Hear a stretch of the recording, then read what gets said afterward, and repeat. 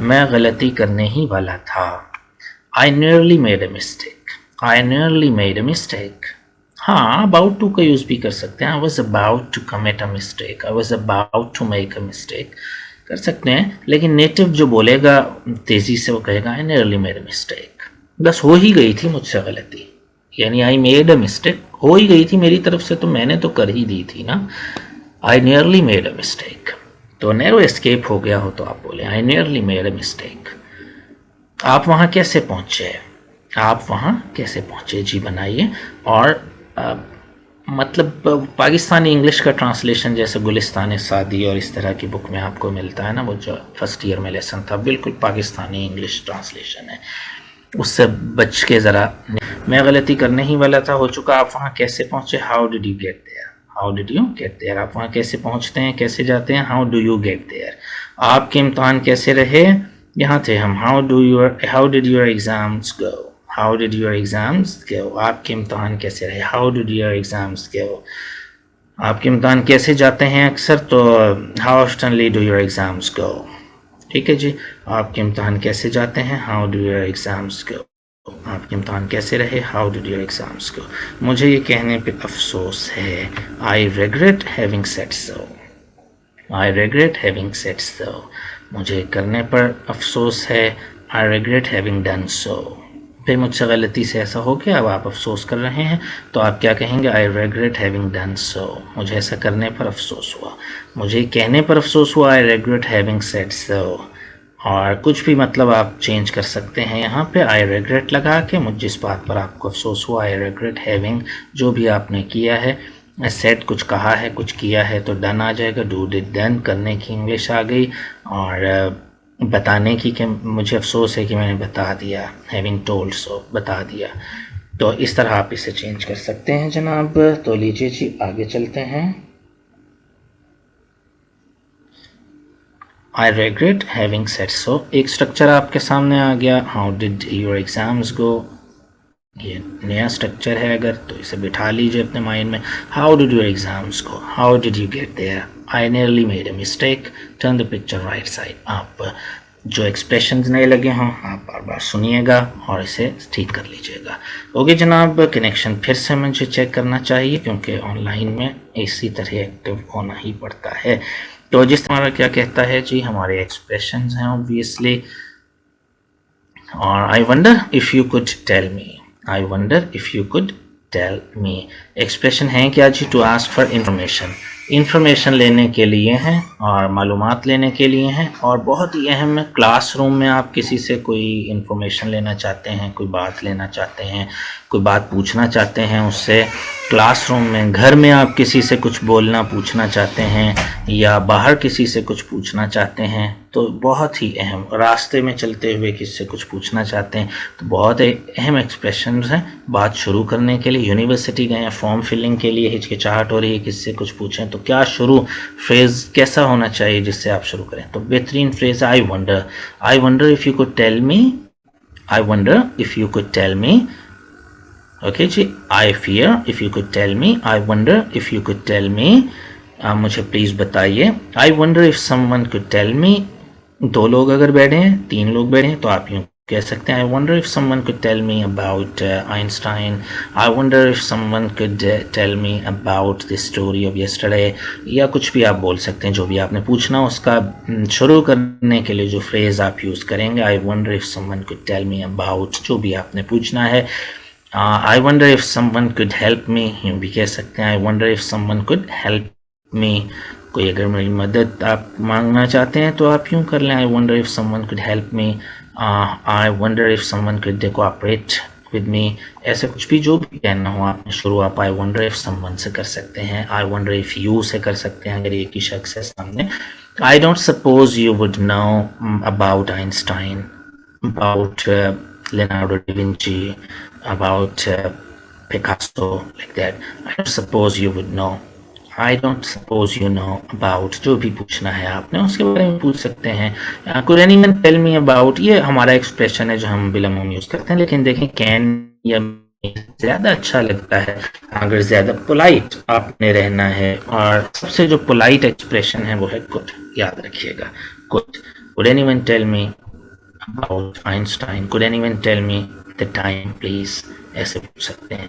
I'd like to know जिस बारे में भी जानना चाहते हैं. I'd like to know about your career. I'd like to know about your future plans, etc. God, have you any idea? Have you any idea about time? Have you any idea? Have you any idea? Or have you got any idea? ऐसे use कर सकते हैं. और would you happen to know about, जो भी पूछना हो. Do you happen to know about, अच्छा एक्सप्रेशन है. Do you happen to know about Ali's career? Do you happen to know his phone number? कुछ भी.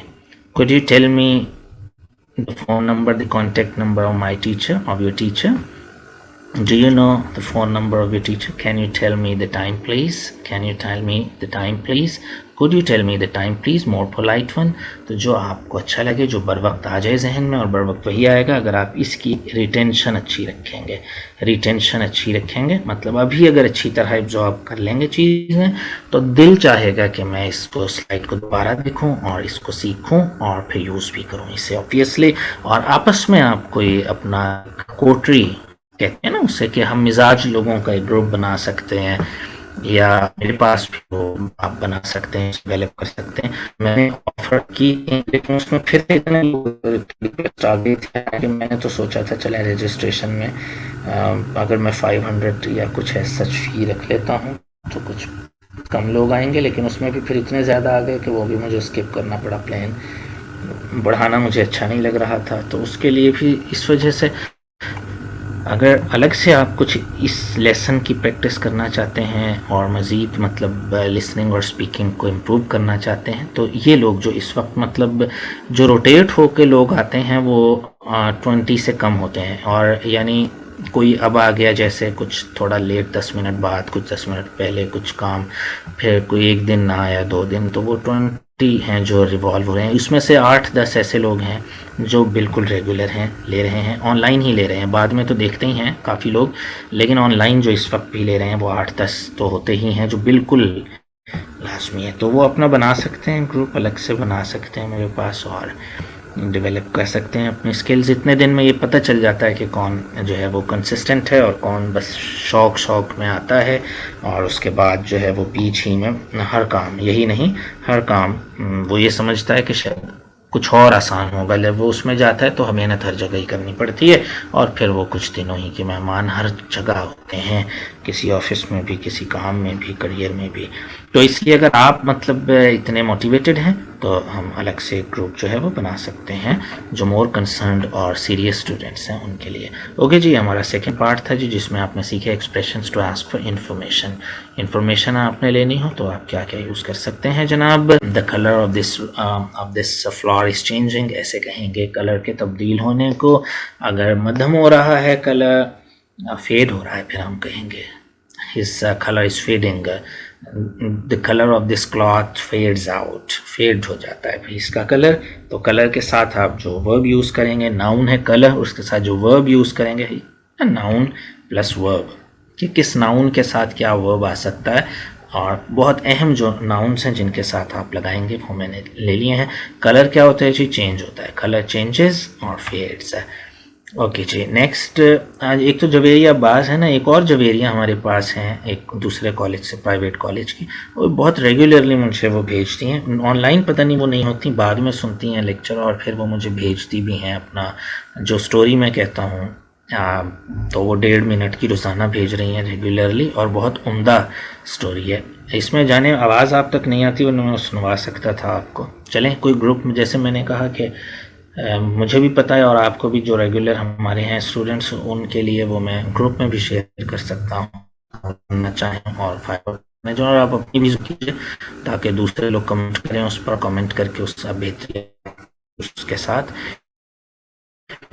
नेक्स्ट है हमारा नाउन कॉम्प्लिकेशंस. कॉम्प्लिकेशंस होती हैं, चीज़ें मुश्किलात बढ़ती हैं, सेट इन भी शुरू हो जाती हैं. Complications set in, complications arise in this matter, complications are arising in this matter, complications have set in, complications आ चुकी हैं, complications have set in this relationship, इस रिलेशनशिप में complications have set in, complications have arisen in this relationship. बोल सकते हैं जी।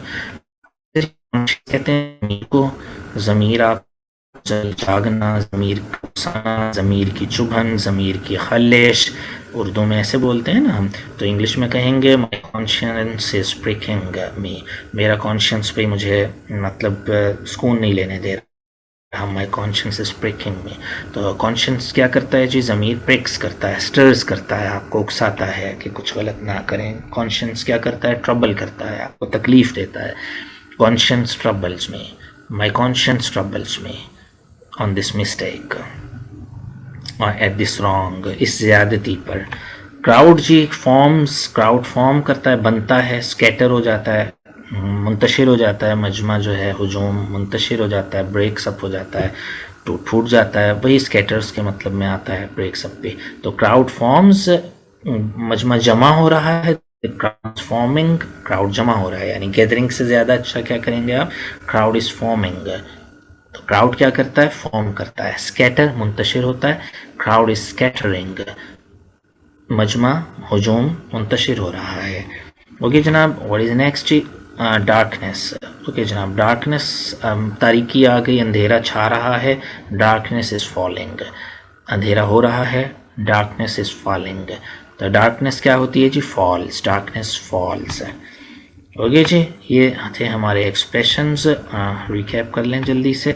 Colour changes और fades, complications arise और set in, and conscience pricks, stirs और troubles, crowd forms, scatters, breaks up, darkness falls. Okay जनाब, section number 5 activity का होता है। और नीचे जनाब एक्टिविटी शुरू करते हैं, और आप ज़रा हो जाइए तेज़, कमेंट कर सकें चैट बॉक्स में तो ज़रूर कीजिए, नहीं कर सकते तो अपने पास लिख लीजिए जो भी आपके पास जवाब आए।